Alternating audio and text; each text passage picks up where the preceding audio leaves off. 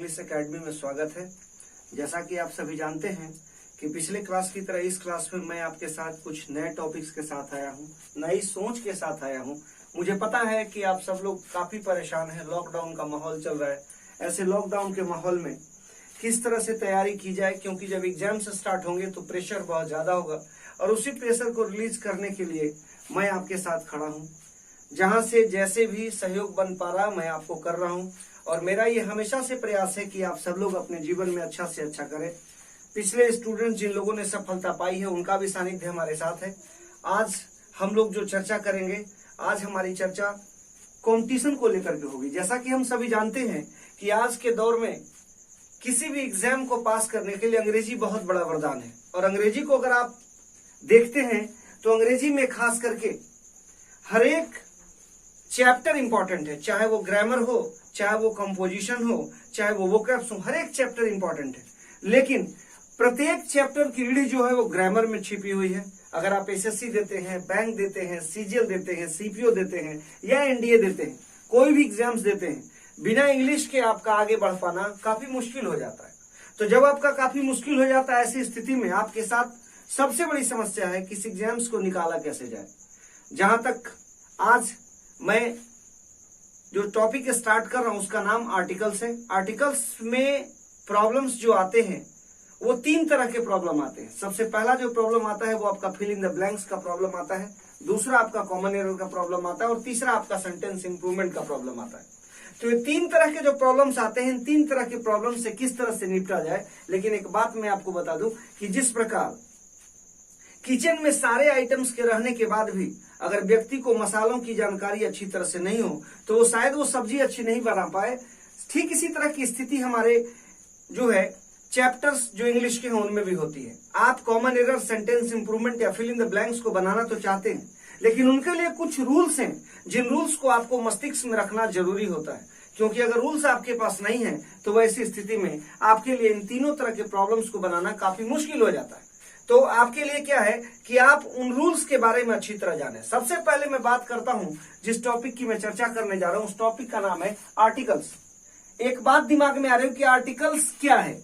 देखिए, हिंदी में आर्टिकल्स को हिंदी में अनुच्छेद कहते हैं, कानून की भाषा में इसे अनुच्छेद कहते हैं, लेकिन अंग्रेजी भाषा के अंदर, इंग्लिश लैंग्वेज के अंदर, इस भाषा को आप समझने की कोशिश करेंगे। इंग्लिश लैंग्वेज के अंदर आर्टिकल्स का मतलब होता है, आर्टिकल्स जो है, आर्टिकल्स का मतलब होता है आपका ए, एन और आपका द। ये तीन आपके जो है आर्टिकल्स कहे जाते हैं। ये तीन आर्टिकल्स हैं। अब सबसे पहले आपको समझना है कि ए, एन, द को आर्टिकल्स कहते हैं। इन्हें डेटरमाइनर का इन्हें सब क्लास भी कहा जाता है। इन्हें डिटरमाइनर का सब क्लास कहा जाता है। अब सब क्लास इनको क्यों कहा जाता है? क्योंकि इनका काम किसी चीज को निश्चित और अनिश्चित बनाना है। निश्चित और अनिश्चित बताना है या बनाना है। आर्टिकल्स का काम ही है किसी चीज को निश्चित बनाना या अनिश्चित बताना। यहां पर हमने ए, एन और द को लिखा है। ए, एन, द को हम लोग क्या कहते हैं? आर्टिकल्स कहते हैं। आर्टिकल्स में ए, एन, द को अगर आप ब्रेक करने की कोशिश करते हैं तो ये आर्टिकल जो है ये आपका दो पार्ट में टूट जाता है। कितने पार्ट में टूटता है? दो पार्ट में। पहला जो पार्ट है इसको हम लोग इनडिफिनिट आर्टिकल्स के नाम से जानते हैं। दूसरा जो हमारा पार्ट है इसको हम लोग डिफिनिट आर्टिकल्स के नाम से जानते हैं। डिफिनिट आर्टिकल के नाम से जानते हैं। अब दिमाग में एक बात आ रही होगी कि इंडिफिनिट में कौन सदस्य आता है, डिफिनिट में कौन सदस्य आता है। तो इंडिफिनिट के अंदर जो सदस्य आते हैं, जो इंडिफिनिट के अंदर सदस्य आते हैं वो ए और एन है, और डिफिनिट के अंदर जो सदस्य आते हैं उसका द है। अब इनडिफिनिट मतलब अनिश्चित और डिफिनिट का मतलब होता है निश्चित। जैसा कि अभी मैंने आपसे कहा कि ए एंड द को आर्टिकल्स कहा जाता है। मॉडर्न इंग्लिश ग्रामर में इन्हें डिटरमाइनर का सब क्लास भी कहा जाता है। मॉडर्न इंग्लिश ग्रामर के अंदर इन्हें डिटरमाइनर का सब क्लास भी कहा जाता है। बेसिकली इनका प्रयोग नाउन से पहले होता है। जब किसी नाउन को निश्चित या अनिश्चित बनाना हो, जब किसी नाउन को निश्चित या अनिश्चित बनाना हो तब इसका प्रयोग किया जाता है। जैसे मैं यहां पे एक एग्जांपल डालता हूं, सिंपल सा एग्जांपल डालता हूं कि Sonam is a good girl, Sonam is a good girl. या दूसरा एग्जाम्पल मैं डालता हूं, you are an honest man. जरा ध्यान फरमाएंगे, दो एग्जाम्पल मैंने यहां डाला है, Sonam is a good girl and you are an honest man. यहां दो एग्जाम्पल्स हैं, तो ए गुड गर्ल हमने किया और यहां पे एन ऑनेस्ट मैन किया। यहां दोनों ही सेंटेंस में इंडिफिनिट व्यवस्था है। हो सकता है कि सोनम मेरी नजर में एक अच्छी लड़की है, किसी दूसरे व्यक्ति की नजर में वो अच्छी लड़की नहीं हो, तो यहां मैंने कहा Sonam is a good girl. दूसरा हमारे पास एग्जाम्पल है, you are an honest man, तुम एक ईमानदार आदमी हो। मेरी नजर में वो व्यक्ति ईमानदार है, लेकिन इस बात की क्या गारंटी है कि वो व्यक्ति दूसरे की नजर में भी ईमानदार है। यानी यहाँ पे इससे निश्चितता की बात नहीं हो रही, अनिश्चितता की बात हो रही। ए और एन में हमेशा अनिश्चितता की बात होती है, जबकि अगर द की बात करते हैं तो द का काम है किसी चीज को निश्चित बनाना, इसका काम है किसी चीज को निश्चित बनाना। जैसे कहते हैं कि the book I like most is the Ramayana. The book I like most is the Ramayana. वह किताब जो मैं पसंद करता हूं वह कौन सी किताब है? रामायण है, रामायण की किताब है। यहां देखिएगा जरा, यहां द लगा हुआ है।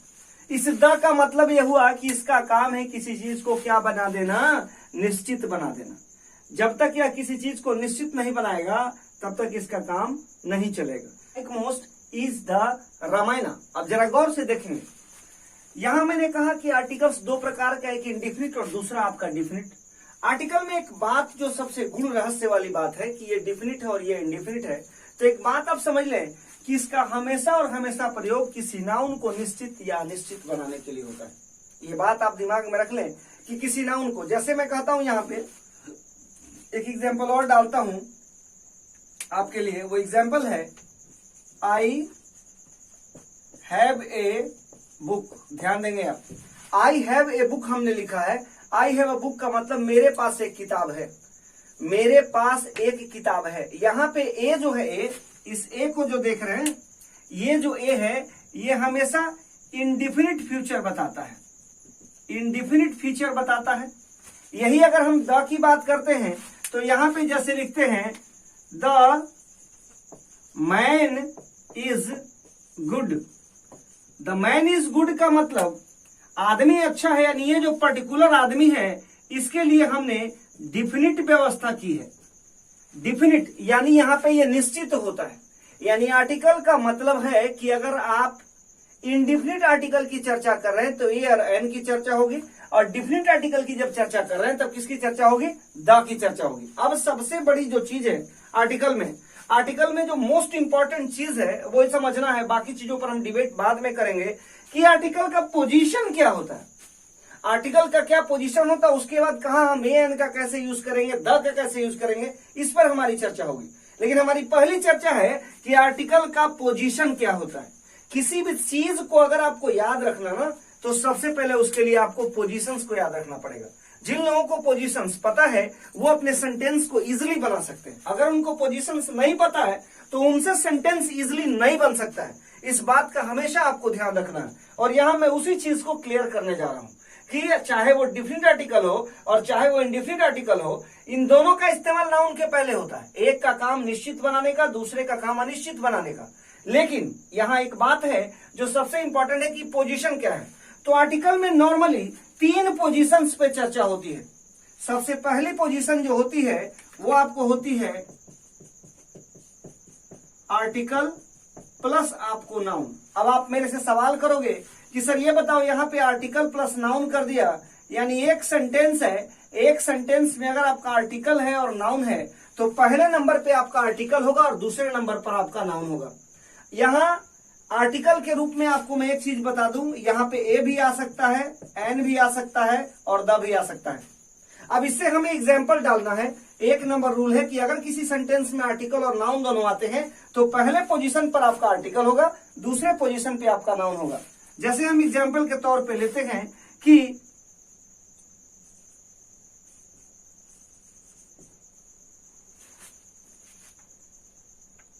हमें लेना है तो हम ले लेंगे। देखिए ध्यान से, जैसे मैं लेता हूं यहां पे Sohan is a boy, normally लिया हमने सोहन इज ए बॉय। यहां पे सेंटेंस क्या बना, सोहन एक लड़का है। अब यहां आप देख रहे हैं ये जो सेंटेंस बना ये आर्टिकल है और इसके साथ आपका नाउन है। जैसा कि बॉय आप जानते हैं कि ये कॉमन नाउन ऑब्जेक्ट यहां पे बना हुआ है, ठीक है। तो ये आपका जो है आर्टिकल प्लस नाउन का ये कॉन्सेप्ट है ए के साथ। दूसरा हम एग्जांपल लेते हैं कि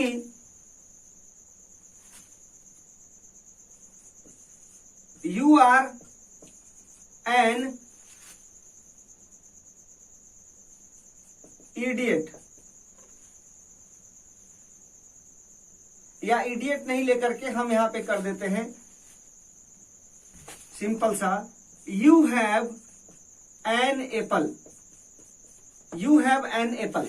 अब जरा गौर से देखेंगे, मैंने कहा यू हैव एन एप्पल, यहां पे आपका एन लगा हुआ है, गौर से देखेंगे यहां एन लगा हुआ है, यहां पे आपका एप्पल है। यहां भी आप क्या देख रहे हैं, यहां पर भी आपका जो है आर्टिकल का यूज किया गया और यहां पे एप्पल जो है ये आपका नाउन है। यानी आप देख रहे हैं चाहे ए लगा चाहे एन लगा, पहले आर्टिकल आया उसके बाद नाउन आया। सेंटेंस है आर्टिकल होगा तब नाउन होगा, बिना आर्टिकल का आपका जो है बिना जो है आप समझेंगे नाउन अकेले आ सकता है, लेकिन अगर आर्टिकल आएगा तो आर्टिकल अपने साथ निश्चित रूप से नाउन लेगा। बिना नाउन का आर्टिकल का यहाँ कोई इंपॉर्टेंस नहीं है। अगर एक चीज आप ध्यान देंगे, सबसे बड़ी जो इंपॉर्टेंट चीज है वो मैं आपको बताने जा रहा हूं कि किसी भी सेंटेंस में, चाहे वो दुनिया का कोई सेंटेंस हो, प्रत्येक सेंटेंस में अगर आर्टिकल आ रहा है तो आर्टिकल के साथ निश्चित रूप से नाउन आएगा। या आर्टिकल आ रहा है तो नाउन का आना अवश्यंभावी है। नाउन सिंगुलर और प्लूरल हो सकता है, नाउन आर्टिकल ले भी सकता है नहीं भी ले सकता, लेकिन अगर आर्टिकल आएगा, ध्यान दीजिएगा बहुत ही जबरदस्त कॉन्सेप्ट, अगर आर्टिकल आएगा आर्टिकल को नाउन चाहिए। बिना नाउन का आर्टिकल का कोई वैल्यू वहां पे नहीं है, आर्टिकल के साथ नाउन चाहिए। अब जैसे हम यहाँ पे लिखते हैं, जैसे हम लिखते हैं नेक्स्ट एग्जाम्पल द, और उसके बाद हम लोग लिखते हैं the dog is faithful, the dog is faithful. जरा देखेंगे द डॉग इज फेथफुल, यहाँ पे डॉग जो है ये हमारा क्या है, डॉग हमारा यहाँ पे नाउन है और यहाँ पर हमारा द जो है ये हमारा डिफिनिट आर्टिकल है। कौन सा आर्टिकल है, डिफिनिट आर्टिकल। तो ये जो हमारा डिफिनिट आर्टिकल है द डॉग इज फेथफुल, कुत्ता जो है वह क्या होता है, विश्वास के लायक होता है, वफादार होता है।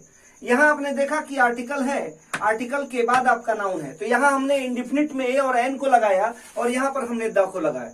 यानी सबसे पहला जो पोजीशन है वो आर्टिकल प्लस नाउन का पोजीशन है। अब इसके बाद हमें फिर दूसरे पोजीशन पे चर्चा करनी है। तो दूसरा जो पोजीशन होता है, दूसरे पोजीशन की भी चर्चा अभी हम लोग करेंगे। तब तक इसको आप सब लोग जो है नोट करिए। जैसे ही इसको आप क्लियर नोट करते हैं उसके बाद मैं फिर आगे चर्चा करता हूं, ठीक है। तब तक इसको आप लोग नोट करिए।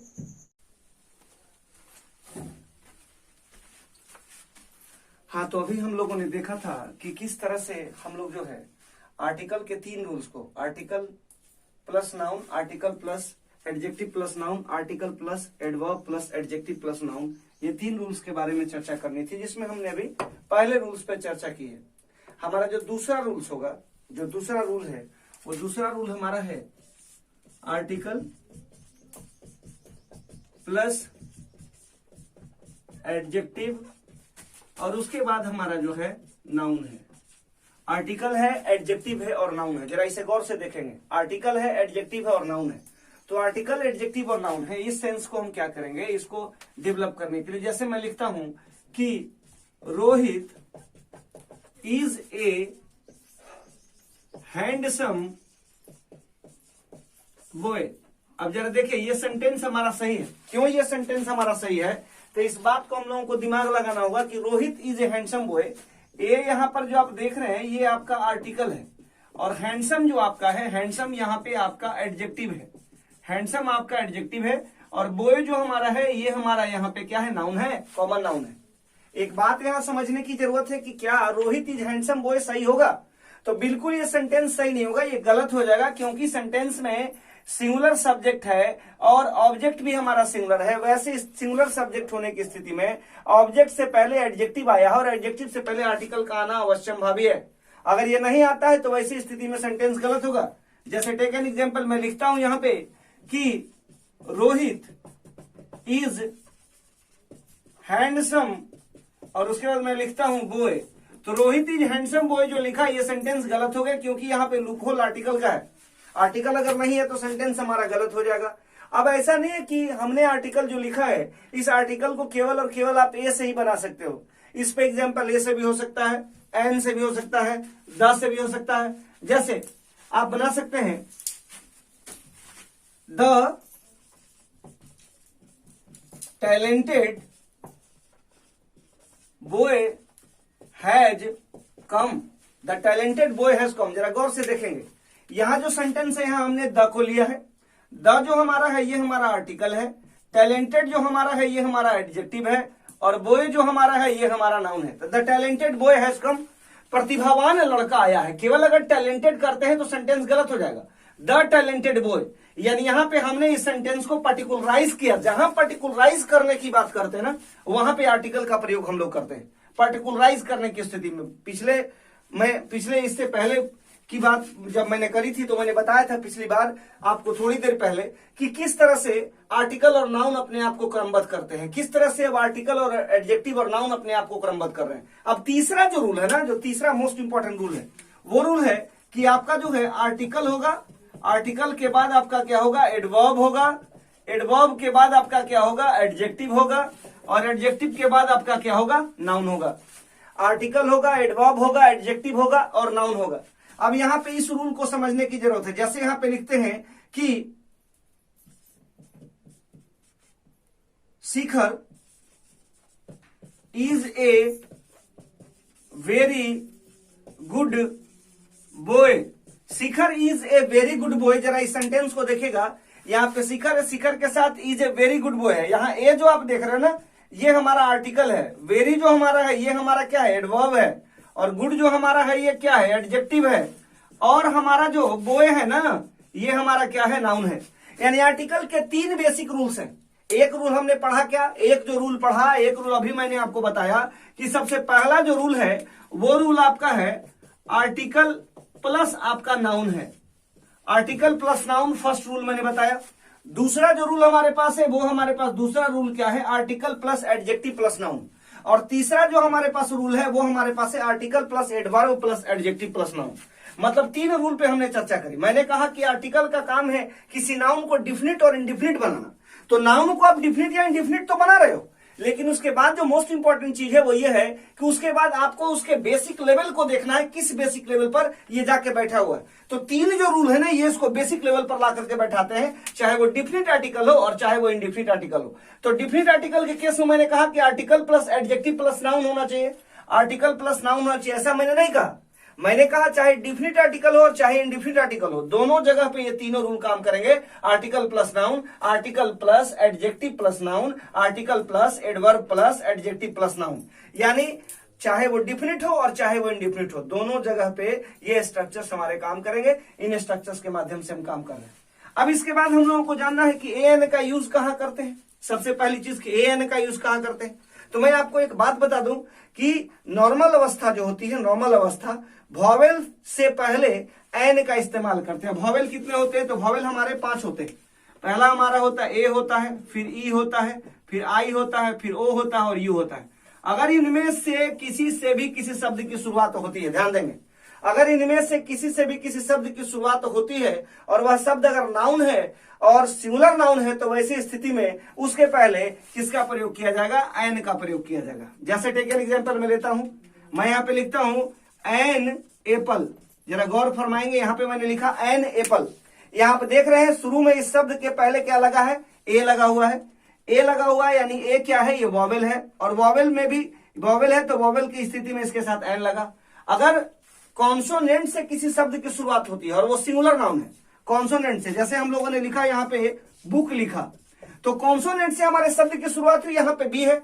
अब जब बी है यहाँ पे तो आप देखिए ये वॉवेल तो है नहीं, ये 5 की सीरीज में से ये नहीं है, ये अलग की सीरीज से है, तो जाहिर सी बात है यहाँ पर ए का प्रयोग करेंगे। लेकिन जो बेसिक रूल है, जो इसका बेसिक रूल है, जिसे हम लोगों को समझना है, जिस बेसिक रूल के कारण हमारा दिमाग खराब रहता है कि भाई कैसे हम इसको सेट करें।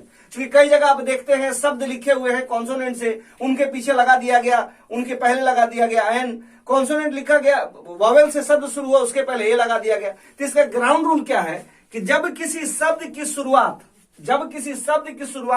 वॉवेल से होती है, जब किसी शब्द की शुरुआत वॉवेल से होती है और उसका हिंदी में उच्चारण कॉन्सोनेंट के तरह यानी व्यंजन के तरह होता है, तो जब व्यंजन के तरह होता है तो वैसे शब्द के साथ हम उस शब्द के पहले आपको जो है ए का प्रयोग करते हैं। जैसे टेक एन एग्जांपल, मैंने एक वर्ड लिया यहां पे UNIQUE, यूनिक, और यूनिक के बाद मैंने लिखा क्वेश्चन। जरा गौर फरमाएंगे, यूनिक क्वेश्चन, मैंने यहां लिखा यूनिक क्वेश्चन। अब यूनिक में आप क्या देख रहे हैं, यू लगा हुआ है तो ये वॉवेल, लेकिन जब इसका हिंदी उच्चारण करते हो तो वैसी स्थिति में यह आता है, और यह आने की स्थिति में अब यह स्वर नहीं बल्कि व्यंजन हो जाता है। तो वैसी स्थिति में ये जो सही होगा ये होगा a unique question, a unique question, ये आपका ए यूनिक क्वेश्चन सही होगा। अगर इसको आप करते हैं एन यूनिक क्वेश्चन, ये जो सेंटेंस हमारा होगा ये हमारा गलत हो जाएगा।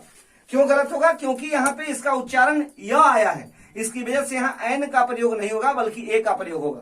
ठीक इसी तरह से अगर किसी शब्द की शुरुआत, कोई भी शब्द है, कॉन्सोनेंट से अंग्रेजी में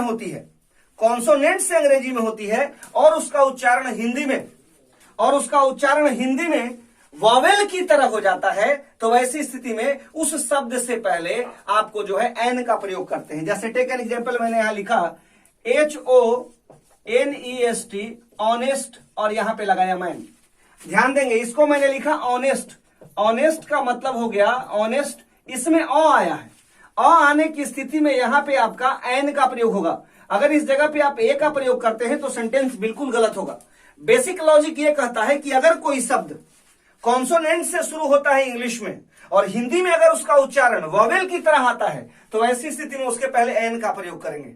अगर कोई शब्द इंग्लिश में कॉन्सोनेंट से शुरू होता है और हिंदी में उसका उच्चारण वॉवेल की तरह होता है तो किसका प्रयोग होगा? एन का।